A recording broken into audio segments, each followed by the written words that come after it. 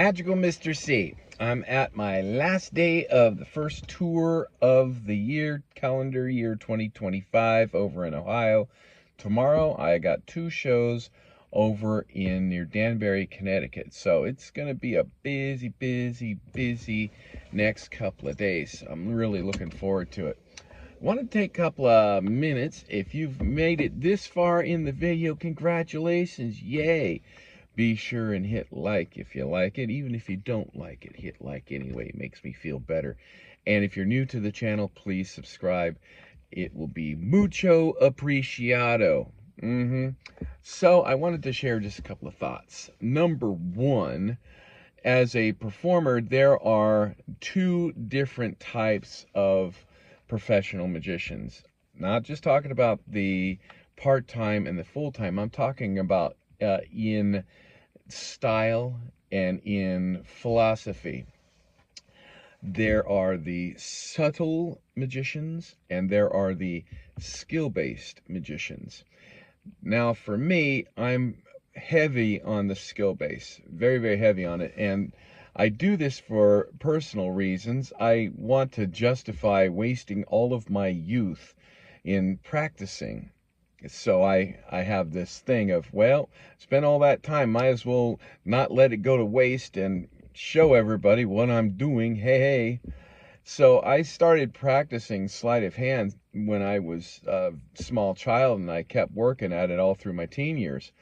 Well, I kind of have an edge on some magicians who may have gotten started real late. I mean, you may have been interested in magic as a child but really didn't get into the sleight of hand business. Maybe you got some tricks that you got to work with and whatnot, and you put it away for a while, and then as an adult you got really turned on to magic, maybe watching a show or watching some other kind of demonstration. It really charged you to want to go ahead and become a professional magician, and then you kick yourself for having not taken the time to learn the different skills of sleight of hand and such. And there's nothing wrong with that, really. It just all a matter of how you approach it. Skill and subtlety. So let me explain to you the subtle side of magic versus the skill side of magic. The subtle side of magic has a more psychological approach to it. For example, if I have a box that's got all sorts of gizmos and gadgetry, all the bells and whistles and whatnot, but it looks like a standard box, I'm not going to give it away by saying, ooh, look what this box can do. No. You want to sell that the magic is coming from you and not the box. I mean, any monkey can pull a trigger or press a button, but it takes a real skill psychologically to be able to convince an audience that the magic is not coming from the box, but it's coming from the performer itself. So that takes a lot of skill, a different type of skill than the skill-based magician, which is the second. That is somebody that is obviously skilled in the ability and sleight of hand. And there are different applications of sleight of hand. You have your subtle sleight of hand, where the sleight of hand is executed but you don't really see anything. Then you have the not so subtle sleight of hand. It's the manipulation, where it's flourishes and things seem to appear and disappear in midair, and you know that it's somewhere in your hand, but you don't really know how. You don't really know why. Well, that's kind of a breakdown of that, and I'll give you 2 historical examples of the subtle and the skilled. So the first, well, let me just source it.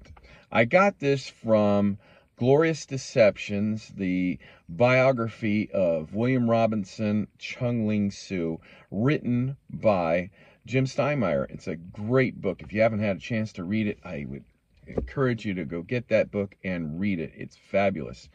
The historical examples that I bring from that book are two characters. One is Alexander Herman, and the second is Harry Keller.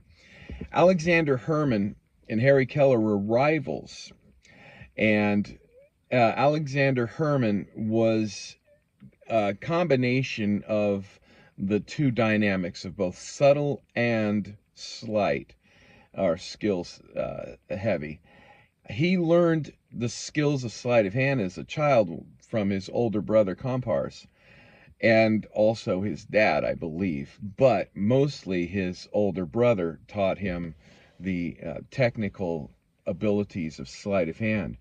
But he also incorporated a lot of subtleties in his show, so there was a well blended of both subtle and skill in his show, and it was just amazing. Harry Keller didn't possess any notable sleight of hand skills. In fact, he admitted that he didn't really possess a lot of that. His excuse was that his fingers were too stubby and his hands were too fat, or what have you. But I submit to you that's a pitiful excuse, because there have been magicians hundreds of years ago that have had compromised limbs that were still able to pull off such great skills with the cups and balls, people. Oh, it's amazing. But I digress a little bit.